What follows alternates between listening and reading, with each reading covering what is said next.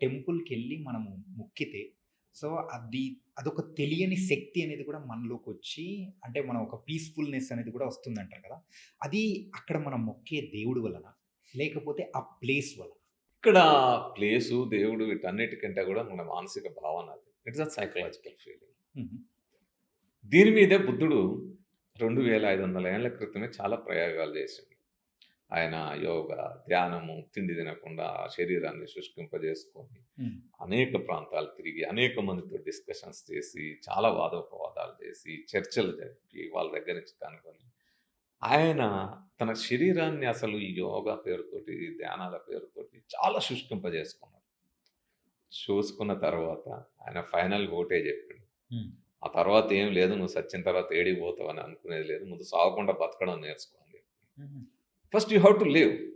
మరి నేను బతకాలంటే మరి ఇన్ని కష్టాలున్నాయంటే దీని అంతటికి కారణం కోరికలు. ఆటిని వదిలిపెట్టాయా నీ దుఃఖానికి కారణం. అంతేగాని నువ్వు ఎక్కడనో పరిష్కారం దొరుకుతదని ఆలోచించకు.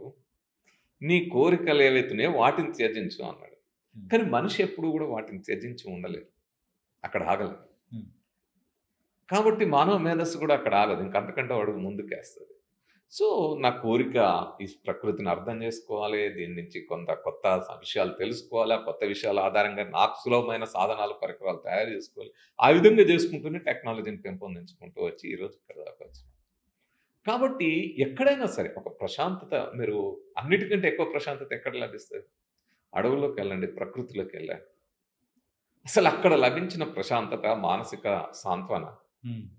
మీకు ఇంకెక్కడ దొరుకుతది? కానీ అసలక్కడుండే ఉల్లాసం, ఉత్సాహం మీరు సడెన్‌గా ఎప్పుడన్నా ఒక వాటర్ ఫాల్ దగ్గరికి పోండి. హ్మ్. ఎంత అసలు అది చూడంగానే మనసు మైమర్చిపోదా?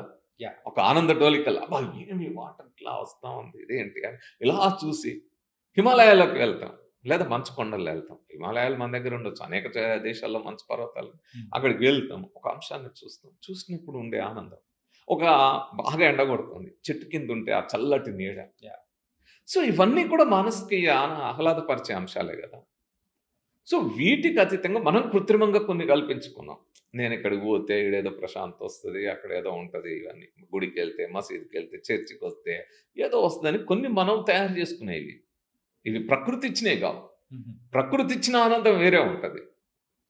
ప్రకృతి ఇచ్చే మానసిక ఉల్లాసం వేరే ఉంటది. అది శాశ్వతమైనది. ఓకే. ఇవన్నీ పైనుంచి కల్పించబడేవి. These are all created. హుహు. మానవ కల్పితాలివి. Artificial. But what is natural అనేది గూడా మనం తెలుసుకోవాలి.